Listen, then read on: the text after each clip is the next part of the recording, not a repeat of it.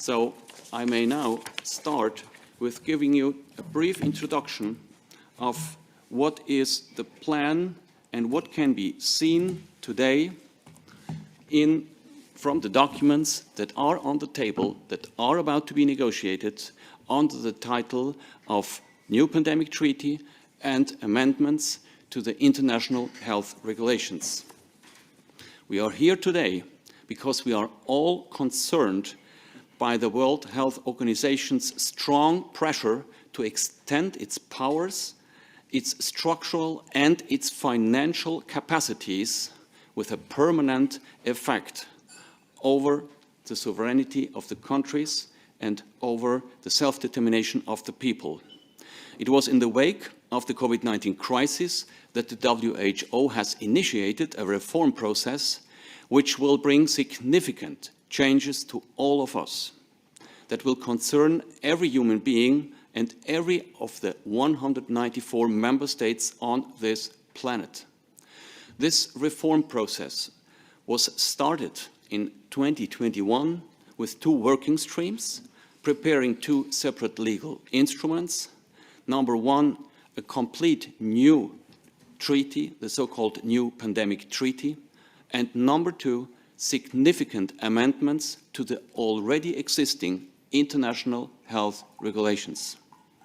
These two legal instruments, treaty and IHR, are about to be negotiated and finalized, and they bring material changes. The contents of these drafts are on the table. They are available. They are available for everybody. And already in 8 months' time from now, in May 2024, the 194 member states of the WHO will have their final vote on both of these international agreements. This process takes place behind closed doors and at a tremendous speed. It is not reported nor discussed in our newspapers, in our national parliaments, in universities, nor in society. It is unacceptable.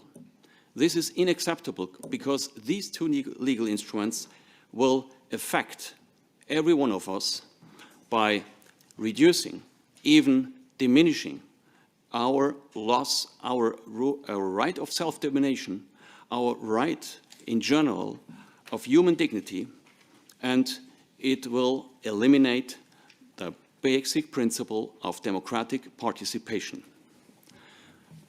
Also, the effects of these treaties will be felt by member states. Who will lose their sovereignty and their autonomy. Therefore, every human being on this planet should understand the essence of the two legal instruments which come under the title of pandemic prevention, pandemic preparedness and response. In a nutshell, the WHO claims in these two legal instruments an absolute and non-questionable leadership in all health matters as soon as WHO refers itself to pandemic prevention, preparedness and response. WHO claims to have the ultimate expertise and the ultimate power in all aspects of this wide field. I recommend to read carefully the current existing draft of the amendments of the International Health Regulations, Article 13a and Article 42. It shall be granted the power of a massive self-authorization whenever it claims to act under this purpose. I recommend to read Article 12 that establishes the preconditions for public health emergency of international concern, together with Annex 2 of the proposed amendments. On the basis of an extremely vague concept, One Health, which basically means anything and nothing, animals' health, ecosystem, concerns about the level of CO2, and of course human health can give rise to permanent measures and even to a public health emergency, to a pandemic called out and declared by the WHO. And thereby, number 4, WHO has the right, will have the right to not only declare recommendations made by several experts, but also to impose on the people of this planet, or only to a certain region, all kinds of restrictions, access restrictions, lockdowns, surveillance, and experimental treatments. So far, the list of these potential measures can be found in the International Health Regulations, Article 18. And there you will also find one example of the precondition of the proof of vaccination. That was so far meant to be non-binding. In the future, as the word binding is eliminated, and as we have explicitly written down in Article 13a, the proposal, and 42 of the proposal, the commitment that the member states will give when they accept these amendments, the commitment that they will have to apply the proposed measures. This is not enough. Further, WHO will most notably reserve and assume the right to define as the sole instance on this planet and to control all information that it claims to be related to health. And this assumes as well the right for censorship and the right to interfere in social communication. It seems to be so important to the WHO that these provisions can be found in both of the international new agreements, in the international health regulations and in the new pandemic treaty.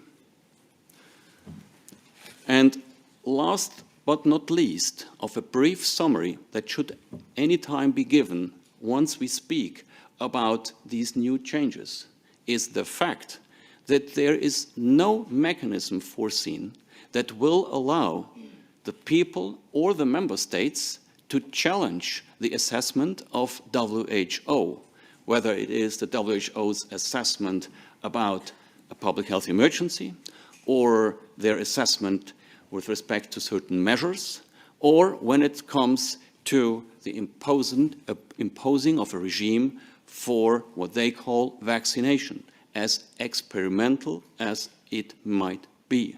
There will be simply no stop button for none of the member states, and not, of course not, for us, the citizens.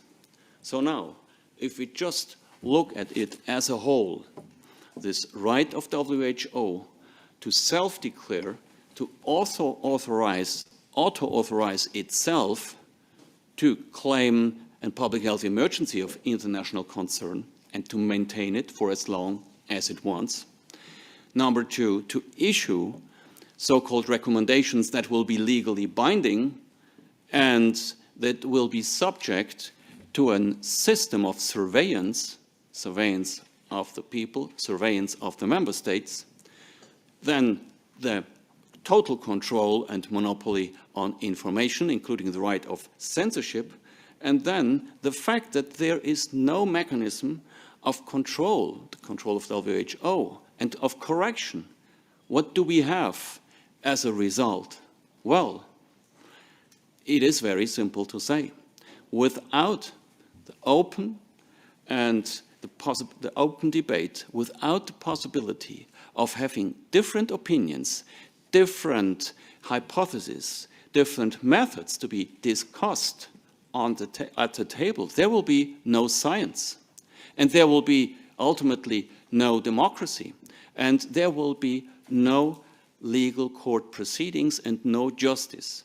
If the result is already predefined by one sole authority on this planet, there cannot be, by definition, a proper scientific process, a proper decision-making process. There cannot be any democracy. Number two, it is a basic principle not only of international law, not only of national constitutional law, that we have, as human beings, the right to know what we consent to. So if we ask ourselves, have we been asked, have we been informed about this process that is about to become reality? The answer is no. And there is one important distinction to be made between these two legal instruments. The new pandemic treaty will be considered by WHO itself as a treaty, and thereby shall be subject to a national process of debate and ratification, but not so for the international health regulations. The international health regulations, by definition of WHO's own writing, when you read the international health regulations, they are qualified as health regulations according to the WHO Constitution, Article 21. And what does that mean? As a consequence, there will be an automatic coming into force right after the vote in 2024. So far, it is still 24 months, but these 24 months have been reduced to 12 months only. So that means that at the end, after May 2025, the international health regulations will become law automatically. So we will not be asked, we have not been informed, and there will be a process of automatic enactment of the international health regulation. This is about as severe as it can be when it comes to the violation of the principle of an informed consent. This principle does not exist only on the individual level, but it exists only also for democracies as a whole. And it exists under the title of self-determination of the people, which is one of the founding principles of the United Nations in the United Nations Charter, Article 1 of 1946. Now, this is a reason why we should all get to know not only what is in these documents, but we shall claim and clearly say that some of these international health regulations and the changes that are modified and declared there will totally be opposed to what we consider our constitutional order, as there is no public information right, as there will be censorship, as there will be human rights not protected, as there will be no checks and balances, as actually it will be the WHO to determine under which legal status we will have to live. That means the power will not be anymore in the hands of the people. And therefore, these negotiations have to be stopped immediately, and it is a matter and a duty for all citizens now to impose the pressure towards their public representatives, political representatives, to make sure that the politicians, the political representatives, understand that they go on beyond of their entrusted vote they can use.